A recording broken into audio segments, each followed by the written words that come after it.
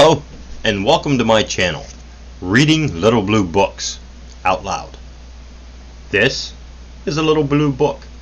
It just happens to be Little Blue Book number 367, and it is titled How to Improve Your Conversation, written by Lloyd E. Smith, with an essay on conversation by Thomas De Quincey. Let's see if it has a copyright date.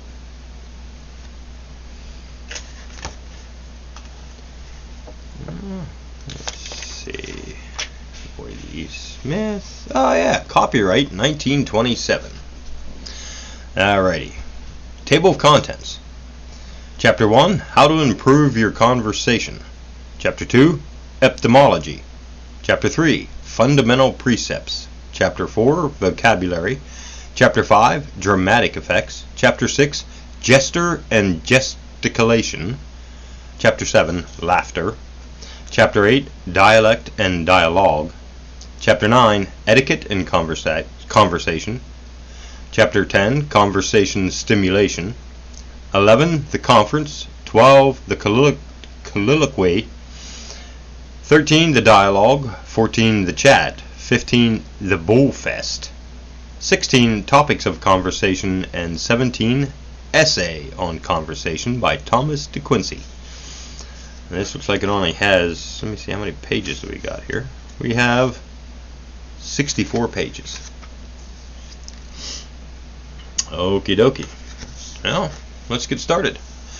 Chapter 1, How to Improve Your Conversation.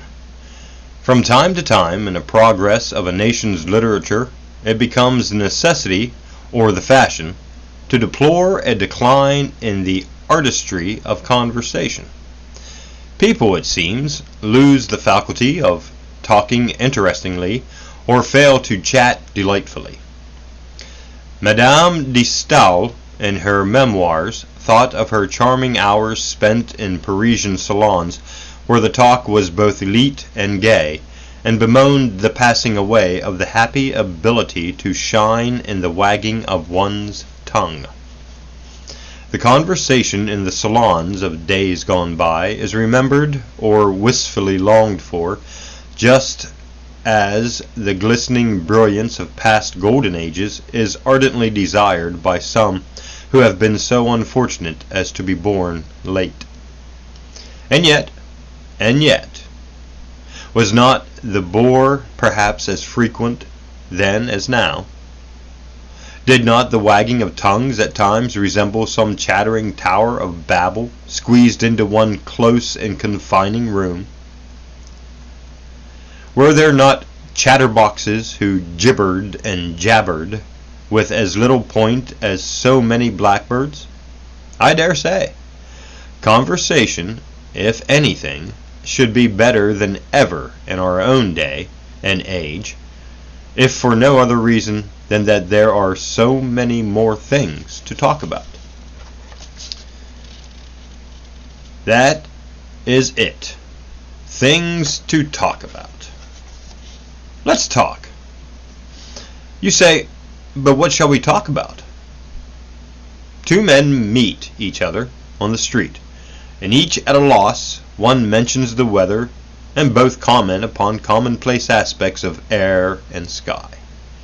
It's an old pastime to ridicule human stupidity by pointing out man's weakness for the weather as a topic of conversation.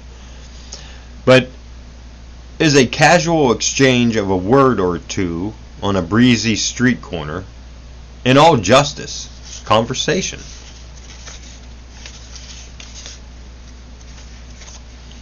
Hardly.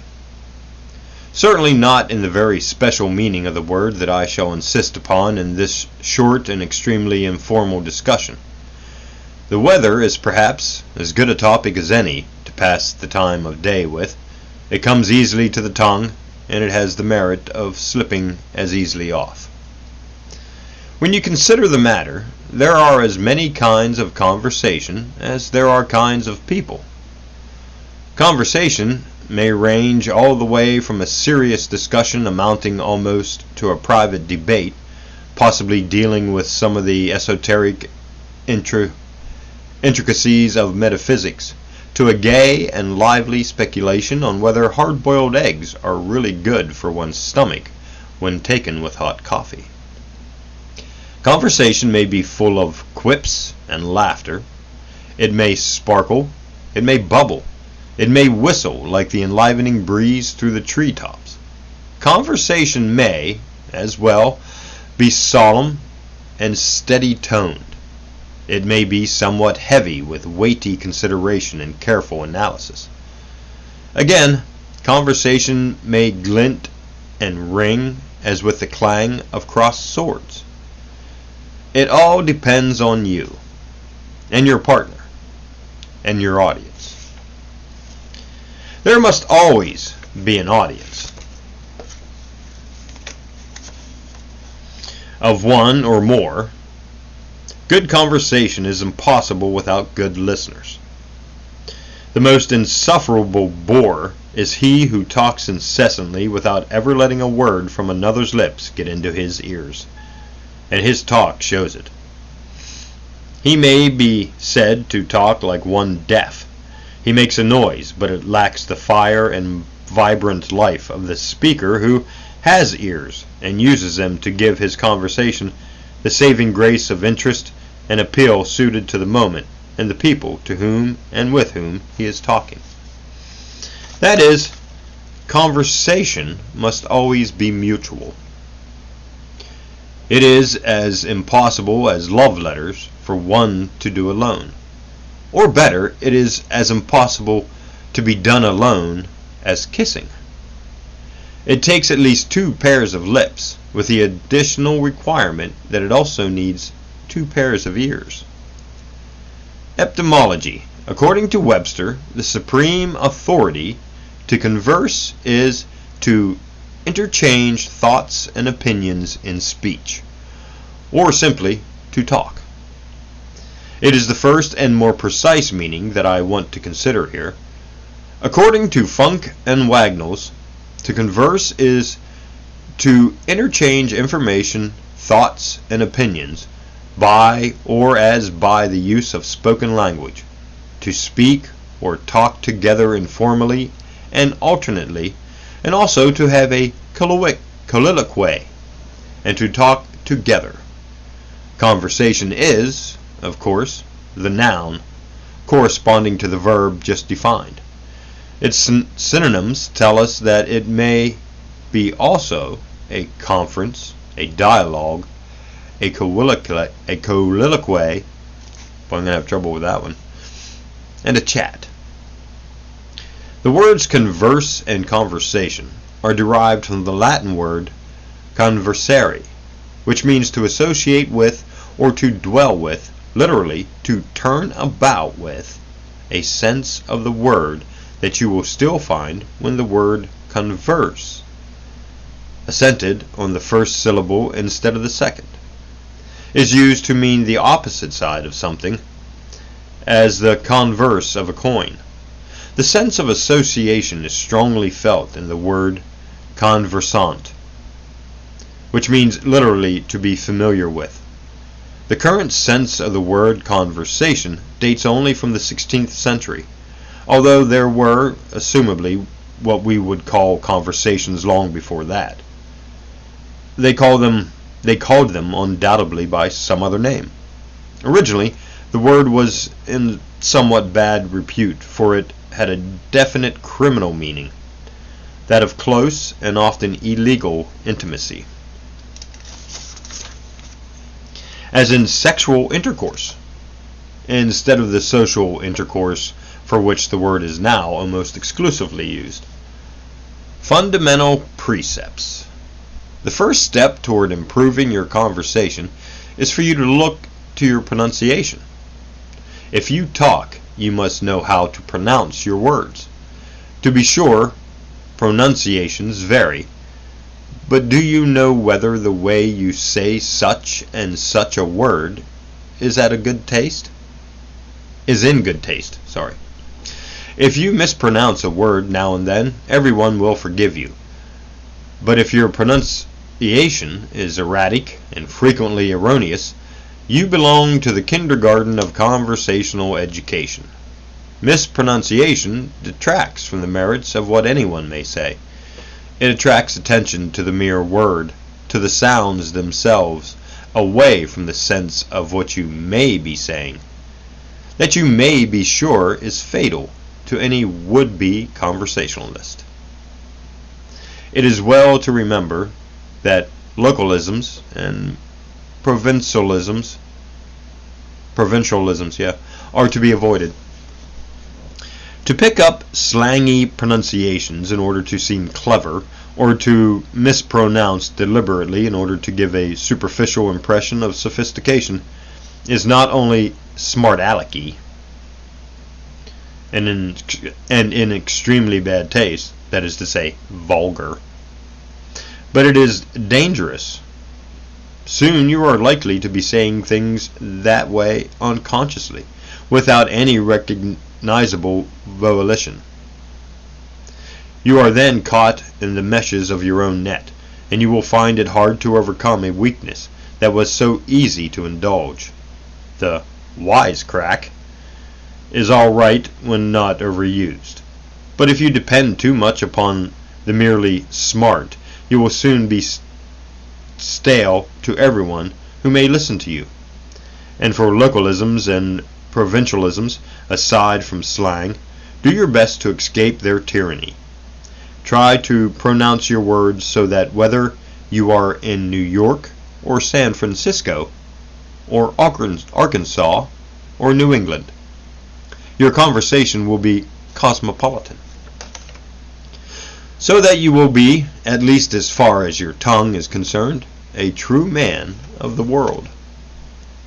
If you have never looked up the pronunciations of some of the words you use, perhaps even use often, you have a surprise or two in store for you.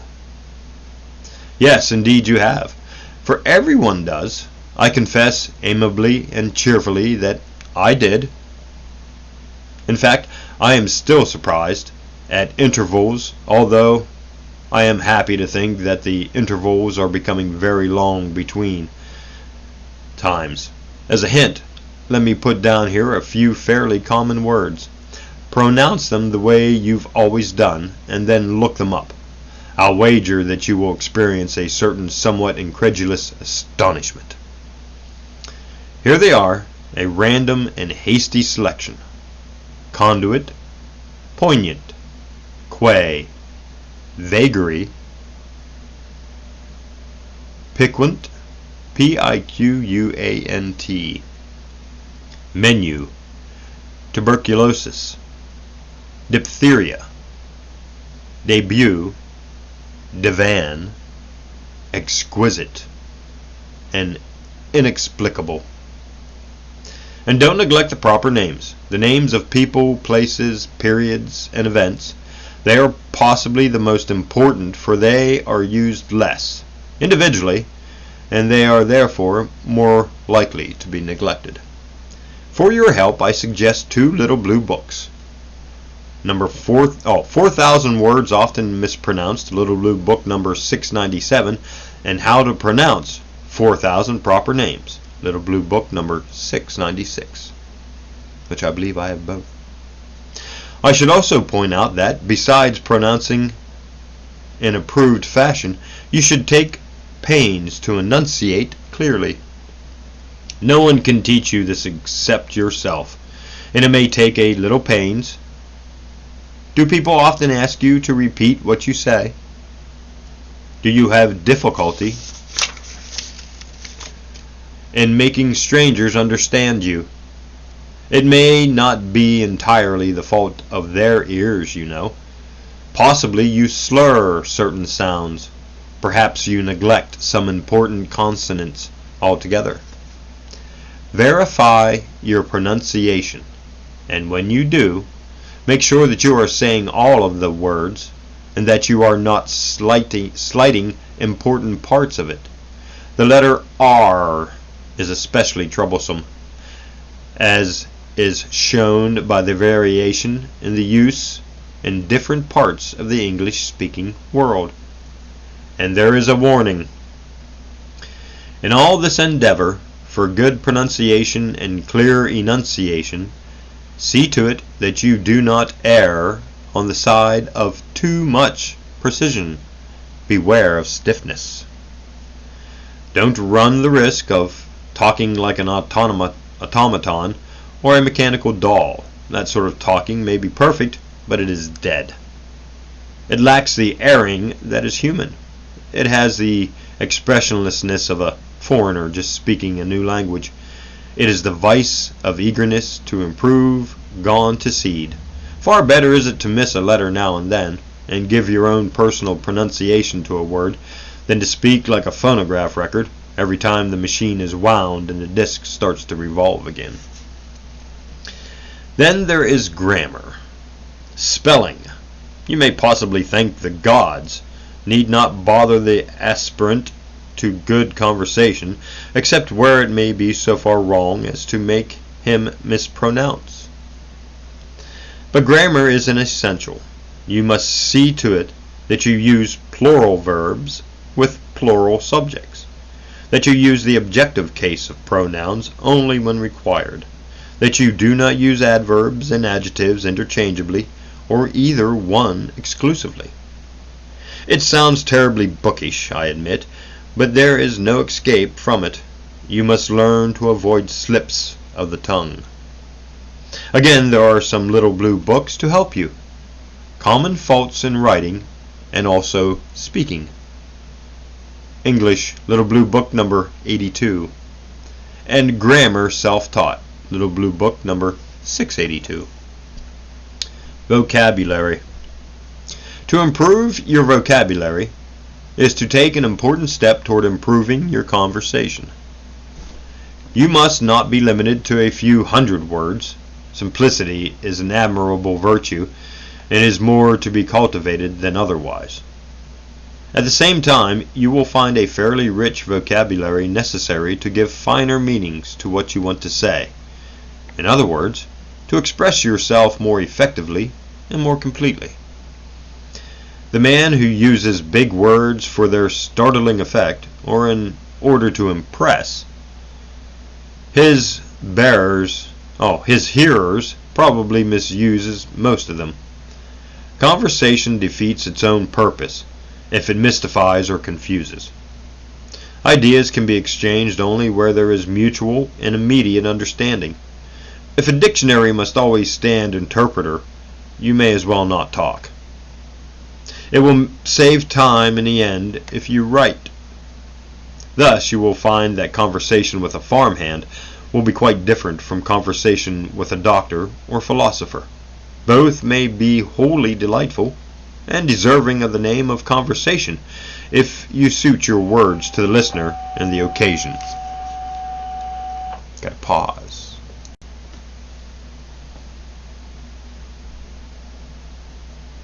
If you suit your words to the listener and the occasion, and if you have command of a fair vocabulary, you need not be timid about conversing with either. Avoid technicalities. When you are talking to someone who is, to you and your work, a layman, remember that the vocabulary of your trade is a foreign language to anyone unfamiliar with it. For an artist to speak of chiaroscuro, I'm not sure how to pronounce that, to an automobile mechanic is not only impossible to good conversation, it is also inconsiderate, even impolite.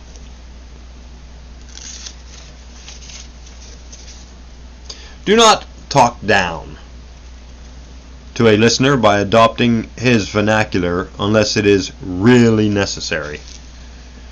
For you to do so, to make him understand you, that is, do not clip your words in the manner of a street urchin, merely because you are talking to someone who does, and a misconceived desire to put yourself on a democratic level with him. If he guesses your purpose, he will dislike you for it, because it will make him feel inferior. If he does not guess your purpose, which may be sincere enough, he may notice your method and think you are imitating or ridiculing him. Talk in your own way, but choose your words to meet the circumstances. You do not have to use Norman French words when using Anglo-Saxon words is probably all that is necessary for a particular occasion.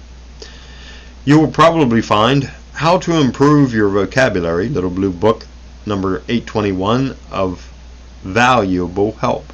You might also find a book of useful phrases, Little Blue Book number 734, a book of synonyms, Little Blue Book number 192, and 4,000 Most Essential English Words, Little Blue Book number 639, of assistance. Dramatic effect. You very likely know a man who has a reputation for telling good stories and telling them well. He is the center of a casual group always, for he has learned the secret of dramatic effect. He does not let words necessary to approach the he does not let the point of a joke elude him by confusing the words necessary to approach the climax. He does not lessen the final effect by giving the wrong emphasis to the words. The good storyteller, unless telling stories has become an obsession with him, and he will do nothing but inject, that reminds me of a story, at exasperating and entirely inappropriate intervals, is usually a good conversationalist. For good conversation may be said to require a certain amount of dramatic effect, or, if you understand what is meant by the word drama, a conversation, that is, should be dynamic. It should live with the spirit and vitality of the speakers who make it. A colorless monotone would ruin any conversation. For this reason, it is really impossible to have anything like a real conversation with a deaf person, who talks rather monotonously, because he cannot hear his own words and give them the proper emphasis. Similarly, emphasis on the wrong words spoils good conversation. Loud voices are always in bad taste, for to be overheard by strangers, even when nothing confidential is being said, is to be avoided. You should talk clearly and distinctly, and lend emphasis by stressing those words in telling a story, for instance, or giving an account of some happening, which require it.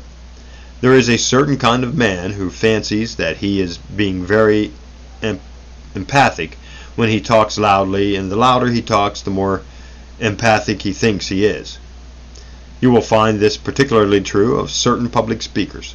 Perhaps they hammer their points home with their fists as they fancy that is what they are, or they fancy that is what they are doing. Any argument which requires very much raising of the voice to lend it emphasis is probably unsound. The loud voice seems intended to drown out any faint-voiced opposition. Dramatic effect is secured by a sense of the values of such things as suspense, withholding some facts until the last. Excitement, conveyed by hurried, somewhat breathless speaking. Pathos, usually best told in a quiet voice, extremely serious in tone, possibly slower, although not drawled, than the usual speaking voice. Humor, achieved by a sound sense of the ludicrous and a real knowledge of what is funny, and so on. When trying to achieve suspense by withholding some of the essential facts until the last, be careful that you do not confuse your listeners by withholding too many such facts. When you are relating something tragic or pathetic, it is wise not to err on the side of excess in registering pathos, for if you do, you will appear to be theatrical and make yourself ridiculous. It is hardly safe to allow tears to come to the eyes, or a break to come in the voice. Those things come when one is genuinely moved, and not in a retrospective calm of conversation. Too much drama, in order to appeal to the hoi polloi, is not real drama at all, but melodrama, which really is something else altogether. As for humor, One word of warning is certainly necessary. Remember that what may be funny when it happens may not be funny when merely described. A vaudeville sketch may be an uproarious farce on the stage and be extremely flat and ordinary when told about by someone who saw it. And this may not at all be the fault of the teller, except that he failed to discern the nature of the comedy and what made it funny. In a theater, a great deal must be allowed for the psychological effect of a crowd. If an audience once starts to laugh, nearly everyone will laugh, and the more the people laugh, the more funny everything seems, and all the comedy may depend upon the personalities of the comedians, and not at all upon their antics. You may find How to Talk and Debate, Little Blue Book number 986, and Hints on Public Speaking, Little Blue Book number 78, of value in this connection. And I think we'll stop there for part 1. And we'll see you in part 2.